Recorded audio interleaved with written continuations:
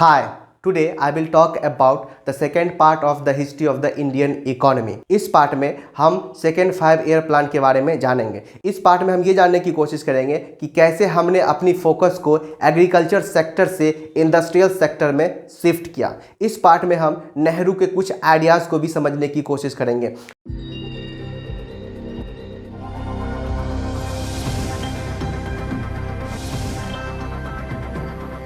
So, myself Ahmed, and once again I welcome to all of you on my channel UPSC Knowledge Network. See, the second 5 year plan was based on Mahalanobis model, and the Mahalanobis model was focused on basic and heavy industry. Simple meaning is that the second 5 year plan was based on basic and heavy industry. To understand the second 5 year plan, let's understand the mindset of the Nehru first.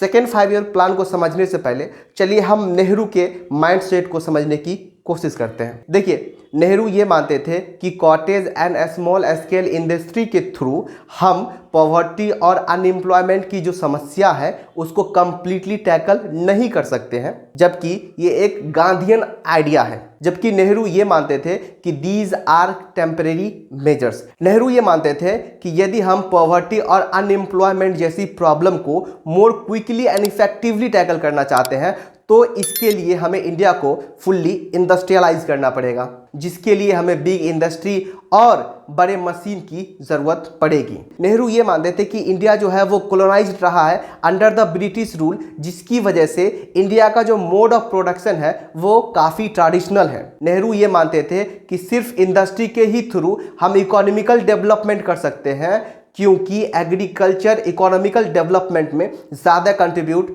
नहीं कर सकती है। Simple meaning is that industrial led growth will transform more quickly and effectively than agriculture led growth. यही वो कारण है कि नेहरू और उनके फ्रेंड महालानोबिस, जिन्होंने यूरोप में इंडस्ट्री को एक्सपीरियंस किया था, यही वो कारण है कि वे इंडिया को फुल्ली इंडस्ट्रियलाइज्ड करना चाहते थे। बी पारक लिखते हैं नेहरू जल्दबाजी में थे। एक तरफ वो इंडस्ट्री के थ्रू इंडिया को ट्रांसफॉर्म करना चाहते थे, वहीं दूसरी तरफ नेहरू एग्रीकल्चर ग्रोथ में बिल्कुल भी विश्वास नहीं रखते थे। वह एग्रीकल्चर को कल्चरली इन्फीरियर एक्टिविटी मानते थे। वो मानते थे कि इसी की वजह से लोग जो है वो लिमिट में रह जाते हैं। वो मानते थे कि इसी की वजह से लोगों की जो सोच है वो डेवलप नहीं कर पाती है, लोगों की जो सोच है वो ग्रो नहीं कर पाती है, जिसकी वजह से इग्नोरेंस एंड ट्रेडिशनलिज्म को बढ़ावा मिलता है। So the focus of the second 5 year plan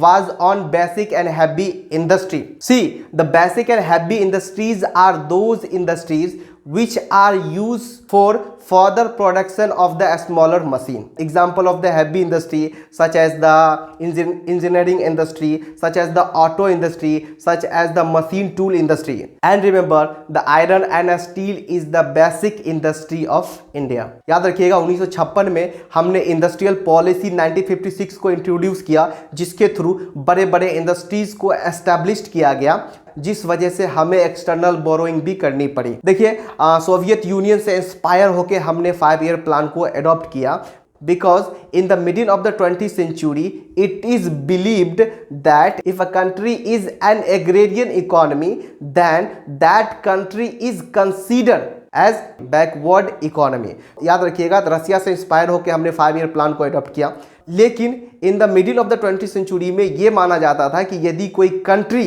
agrarian economy है तो उस कंट्री को बैकवर्ड इकोनॉमी माना जाता था। So, in the middle of 20th century, the main focus of development was to industrialized economy. See, our first 5 year plan was based on agriculture, and this was very successful plan because it registered 3.6% growth rate, and it was more than our expectation. But in the second 5 year plan, we shifted this focus from agriculture sector to industrial sector. What we did is that we moved surplus labor from agriculture sector to industrial sector. अब यहाँ पे question उठता है कि why agriculture was given less preference during the second 5 year plan. इसका simple सा कारण है कि agriculture was given less preference during the second 5 year plan because Nehru believed that industrial led growth will transform India more quickly and effectively than agriculture led growth। तो इसका answer जो है वो आपको फर्स्ट पार्ट में मिल जाएगा, जिसमें हमने ये बताया था जब इंडिया आज़ाद हुआ था तो 70% जो वर्क फोर्स थी इंडिया की वो एग्रीकल्चर सेक्टर में इंगेज थी और प्रोडक्शन उस हिसाब से नहीं हो रहा था। यही वो कारण है कि हमारा फर्स्ट 5 ईयर प्लान में हमारा जो मेन फोकस था वो एग्रीकल्चर पे था।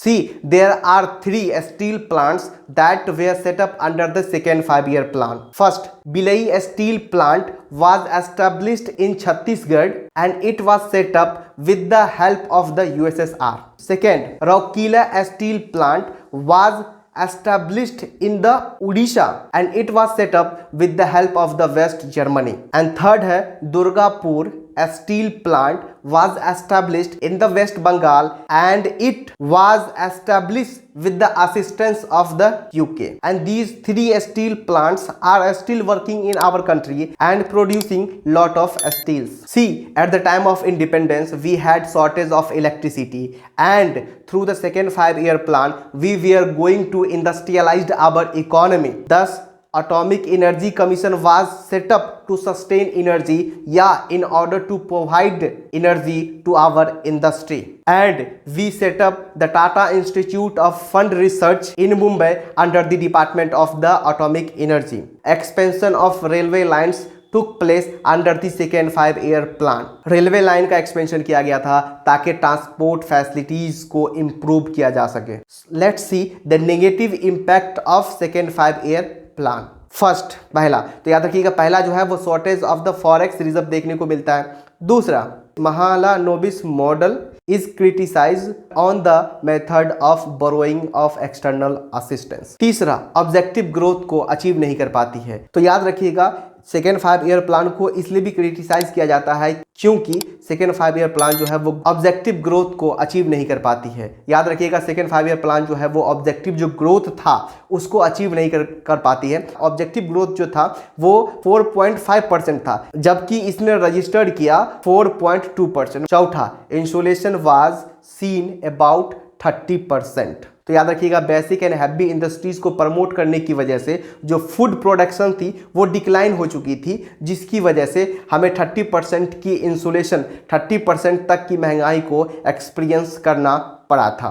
And thanks for watching and जय हिंद।